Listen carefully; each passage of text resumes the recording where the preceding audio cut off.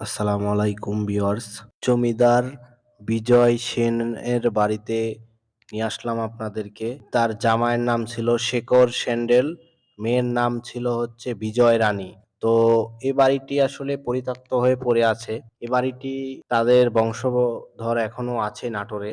তো এই বাড়িটি আসলে নাটোর সিংড়া বড় বারৈহাটি গ্রামে অবস্থান করতেছে ২ নাম্বার ওয়ার্ড লারোল ইউনিয়ন। তো আসলে এই বাড়িটি একদম পরিত্যক্ত হয়ে পড়ে আছে।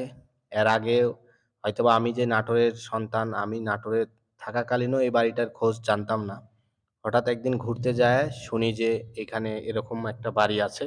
তো আসলে যেহেতু এই বাড়ির এগুলো কাজ করে থাকে এগুলো বাড়িতে, তো এক্ষেত্রে আসলে এ বাড়িটি মালিকেরা পরিবর্তন হওয়ার কারণে বাড়িটি ভেঙে ফেলবে। তো আসলে এই বাড়িটা যখন ভেঙে ফেলার কথা শুনছি, আমার কাছে খুবই কষ্ট লাগছে যে এই কাজগুলো যেহেতু আমি করি বা চুন-সুড়কির কাজের সাথে সম্পৃক্ত আছি, তো আসলে এটা যদি না তুলে ধরি আমার কাছে একটা কষ্টজনক লাগে। যদি কোনোভাবে এই বিল্ডিংটা যদি বাঁচানো যায়। কারণ এগুলো বিল্ডিং কিন্তু আমাদের ঐতিহ্য। আমরা যখন এখনকার মানুষ বা এখনকার প্রজন্ম দেখতে পাচ্ছি, সামনে আগামীতে যে আমাদের ছেলে-মেয়ে হবে তারা এগুলো বাড়ির সম্পর্কে, এগুলা ইটের সম্পর্কে, এগুলার যে নকশা আছে এগুলো তো আস্তে, আস্তে বিলুপ্ত হয়ে যাচ্ছে। এগুলোর সম্পর্কে তো আসলে তারা কিছুই ধারণাই জানবে না যে এরকম বছর বা ২০০ বছর ৫০০ বছর আগে যে এরকম চুন-সুড়কির বিল্ডিং হয়েছিল। আসলে এখন যে ৩ তালা, ৫ তালা, ১০ তালা চাহিদার তো মানুষের শেষ নাই। তো আগের যে জমিদার বাড়ির যে কাজগুলো বা যতদিন টিকসই হইছে চুন-সুড়কির, সিমেন্ট বালির কিন্তু এতদিন টিকসই হয় নাই। এই যে ডিজাইনটা, এই ডিজাইনটা ধরেন আজ থেকে আনুমানিক ২০০ বছর প্লাস হবে এই বাড়িটি। না হয় ১৫০ বছর। তো এই বাড়িটির যে ডিজাইনগুলো পড়ে আছে এখনো ভালোভাবে অক্ষত আছে। এই যে কাঠগুলো, এটা একটা বিম, বেলকনির বিম বারান্দার। তো আসলে এই কাঠ যে এখন বর্তমানে যে কাঠগুলো আছে, এই কাঠগুলো যদি লাগাই আমাদের কিন্তু ২০ বছর না যেতে ঘুণ ধরে যাবে বা পড়ে যেয়ে নষ্ট হয়ে যাবে। আজও কিন্তু অক্ষতভাবে আছে। তো আসলে এই বাড়িটি একদম শুধু খালি রক্ষণাবেক্ষণের অভাব বা এই বাড়িটা যদি না ভেঙে, এই বাড়িটাতে যদি একটা সরকার যদি এটাকে নিয়ে নিত, কাগজপাতি দেখে সঠিক মূল্য দিয়ে যদি এটা ব্যক্তি মালিকানা হয় তাহলে সঠিক মূল্য দিয়ে এটাকে এখানে যদি একটা মিউজিয়াম করুক বা যেটাই করুক সরকারি কাজে স্বার্থে, তাহলে কিন্তু এই বিল্ডিংটা রক্ষা থাকলো, আমাদের ঐতিহ্যটা থাকলো, আমরা জানতে পারলাম। আসলে এই জায়গাটা আসার মতন তেমন কোনো রাস্তা নাই। একদম গ্রামের মধ্যে দিয়ে কারো বাড়ির উপর দিয়ে আসতে হয়।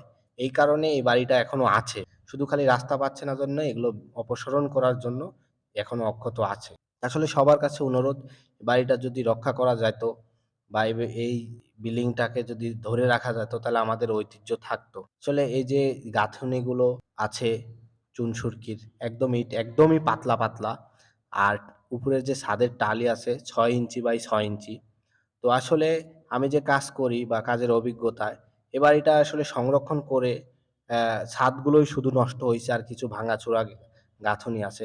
মোটামুটি ভাবে বিল্ডিংটা এখনো ভালো আছে। তো এখনো যদি সংরক্ষণ করা যায় ছাদগুলো ফেলে দিয়ে, এখানে একটা পর্যটক কেন্দ্র হবে। সরকারের রাজস্ব আয়ও বাড়বে। কারণ এটাকে সংরক্ষণ করবেন যখন, তখন সবাই আসবে দেখতে, বাড়িটার সম্পর্কে জানবে। তো চলুন এখন সিঁড়ি দেখাবো।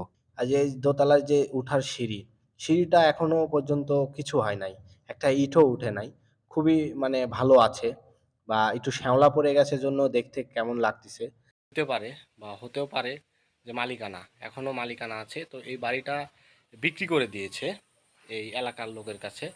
তো এই বাড়িটা কিছুদিন পর হয়তোবা আর থাকবে না আমাদের এই জমিনে, হয়তোবা মিশে যাবে। এখানে হয়তোবা কোনো বিল্ডিং উঠবে। তো আসলে এই যে আমাদের সম্পদগুলা আস্তে আস্তে আমাদের মাঝ থেকে হারিয়ে যাচ্ছে বা চলে যাচ্ছে, এভাবে ক্ষতিগ্রস্ত হয়ে যাচ্ছে, এগুলো যদি সরকার যদি মালিকানা হয়ে থাকে, সঠিক মূল্য দিয়ে যদি এগুলো বিল্ডিংগুলো ধরে রাখতে পারে বা রাখে, তাহলে আমাদের যে সামনের প্রজন্ম আছে তাদের সামনে আসলে কি ইতিহাস কি থাকবে, তাদের জন্য অবশ্যই এগুলো রাখার দরকার। কারণ এই যে বিল্ডিংগুলো, এই বিল্ডিংগুলো কিন্তু আমাদের মাঝ থেকে আস্তে আস্তে হারায় যাচ্ছে। কারণ এগুলোতে কিন্তু আর আমাদের মতো এই সেইভাবে বা কাজ করায় না, বা আপনার হচ্ছে এগুলো বিল্ডিং ধ্বংস হয়ে যাচ্ছে। তো এগুলো আসলে সংরক্ষণ করার বা এই বিল্ডিংটা ধরে রাখার জন্য মানে বিনীতভাবে সবার কাছে অনুরোধ জানাচ্ছি যেন সবাই আসে, এই বিল্ডিংটার রক্ষা করা যায় সে ব্যবস্থা যদি নেওয়া যায় তাহলে খুব ভালো হয়। এই যে কি সুন্দর সুন্দর কুলঙ্গি, এই বাড়িটা যদি আবার সরকার নেওয়ার পরে যদি এই বাড়িটা সংরক্ষণ করে তাহলে এই বাড়িটাতে প্রচুর পর্যটক আসবে বা এগুলো দেখতেও কিন্তু অনেক লোক আসবে। তো আসলে এগুলো অবহেলিতভাবে পড়ে আছে দেশের আনাচে কানাচে। বর্তমানে এটা কিন্তু এখন মালিকানার হাতে চলে গেছে। তো হয়তোবা কিছুদিন পর এই বাড়িটা আর এমন থাকবে না। কারণ আপনি যখন একটা জায়গা কিনবেন আপনি তো আর এভাবে ফেলে রাখবেন না। অবশ্যই এটার পিছে কিছু করবেন বা করার চেষ্টা করবেন। তো আসলে এগুলো অতি দ্রুত সংরক্ষণ করা বা এগুলো যদি মালিকানা হয় সঠিক মূল্য দিয়ে কিনে নিয়ে যদি সরকার একটা ব্যবস্থা করে তাও আমাদের মাঝে ইতিহাস ধরে রাখা যাবে। তাছাড়া এইভাবে ধ্বংস হয়ে চলে যাচ্ছে।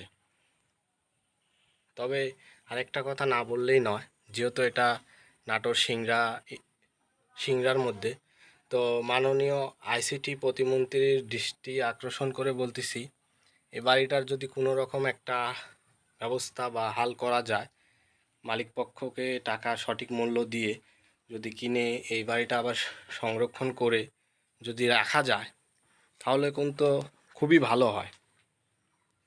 এখনও কিন্তু বাড়ির মোটামুটি 40% ভালো আছে, শুধু খালি একটু সংরক্ষণের অভাব, পরিচর্যার অভাব। এটা বাড়ির সামনের ফটক। আসলে মানুষবিহীন থাকলে এরকম গাছগাছালা ঝোপঝাড় থাকেই। এখানে কিন্তু অনেক আমের গাছ, আমের বাগান। তো আমের বাগানের জন্য, আমের গাছের জন্য অনেক ডিজাইন দেখা যাচ্ছে না। সামনেরটার কোনো ছবি বা কোনো ভিডিও করতে পারি নাই। তো যতটুক সম্ভব হয় আপনাদেরকে দেখাচ্ছি। এই যে ডিজাইনগুলো এখনো অক্ষতভাবে আছে। তো আসলে এখন বর্তমানে এগুলো কিন্তু পাওয়া যাবে না। এটা কিন্তু সেই ঘাট, এটা কিন্তু আত্রাই নদীর। তো এখানে বাড়ির একটা সুন্দর একটি ঘাট আছে। এটাও প্রায় নষ্টর মুখে। এই ঘাটটা শানবান্দা ঘাট ছিল। আত্রাই নদীর সাথে এটা সংযোগ। তো এখান থেকে হয়তোবা এই জমিদার ব্যবসা-বাণিজ্য করছে এই নদীর দ্বারা। তো এই ঘাটটাও প্রায় নষ্ট হয়ে গেছে। এই যে এদিকে চলে গেল আত্রাই, আর বাম পাশে হচ্ছে হালদি খোলাবাড়িয়া বিল, আর এই পাশে হচ্ছে আত্রাই নদী। সবাই ভালো থাকবেন। ঐতিহাসিক কোনো স্থাপনা যদি আপনার আশেপাশে পরিত্যক্ত হয়ে থাকে অবশ্যই তুলে ধরবেন, কারণ এটি আমাদের সম্পদ। এগুলোর সম্পর্কে সবাই জানুক বা এগুলো রক্ষা করার জন্য সবাই বা সরকার এগিয়ে আসুক।